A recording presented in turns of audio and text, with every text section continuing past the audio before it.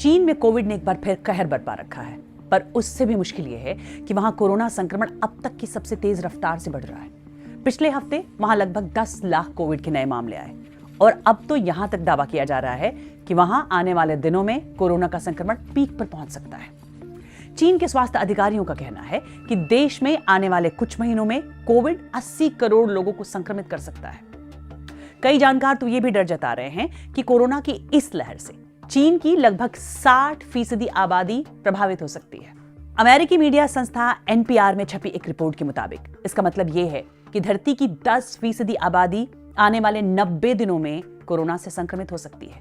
यही नहीं, आगे चीन को कोरोना की 3 लहरों का भी सामना करना पड़ेगा। अमेरिकी अखबार वॉशिंगटन पोस्ट में चीन में कोरोना की नई लहर को लेकर छपे एक आर्टिकल में लिखा गया है कि मुमकिन है कि ये नया संकट पूरी दुनिया को हिलाकर रख दे, जैसा कि वुहान में होने वाले आउटब्रेक ने 3 साल पहले पूरी दुनिया को ठप करके रख दिया था।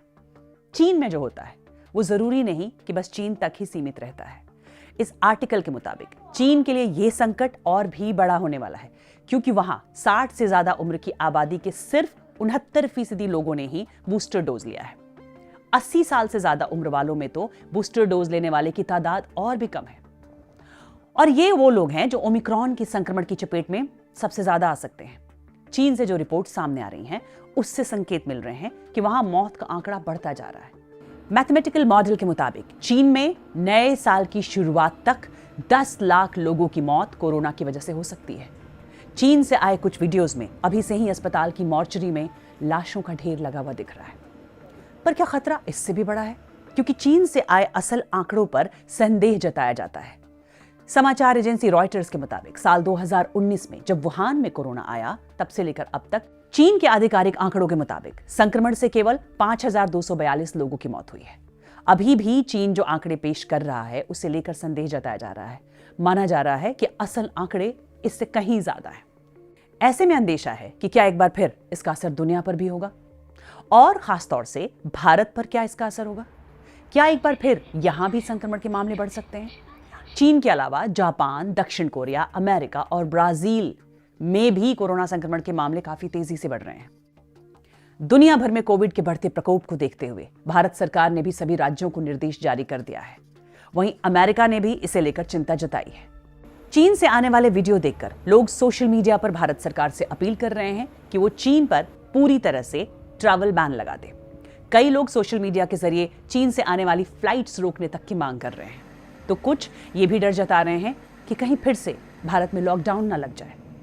मामले की गंभीरता को देखते हुए भारत के स्वास्थ्य मंत्रालय ने एक अधिसूचना जारी की है और सभी राज्यों से अपील की है कि हर दिन सामने आने वाले कोरोना के मामलों के सैंपल जीनोम सीक्वेंसिंग के लिए लैब में भेजे जाएं।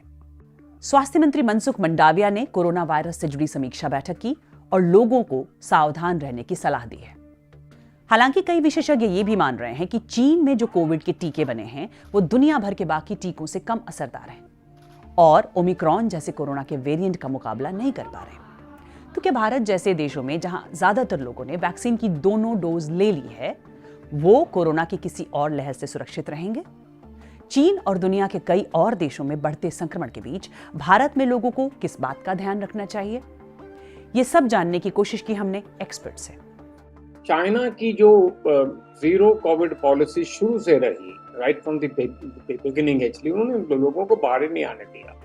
हमारे यहाँ ओमिक्रॉन के टाइम में खास करके बहुत सारे लोगों को इन्फेक्शन हो गया था। तो ये नेचुरल इन्फेक्शन जो होता है, ये बहुत अच्छा होता है। It gives a lasting immunity. और अगर आपने वैक्सीन भी लिया हो तो natural immunity plus the vaccination immunity leads to what we call hybrid immunity. हमारी दोनों वैक्सीन जो है, कोविशील्ड और कोवैक्सीन भी, दोनों ही कारगर हैं। लोगों को जिनको ट्रांसप्लांट हुआ है, जिनको कैंसर के मरीज हैं, या जिनको अंडरलाइंग डायबिटीज है, या कोई और ऑटोइम्यून डिजीज है, या ओल्डर पॉपुलेशन है, तो इन लोगों को हमारी तरफ से तो यही रिकमेंडेशन है कि जहां भी बाहर जाएं और अगर बंद जगह में जाए तो अपने लिए मास्क पहन के जाएं।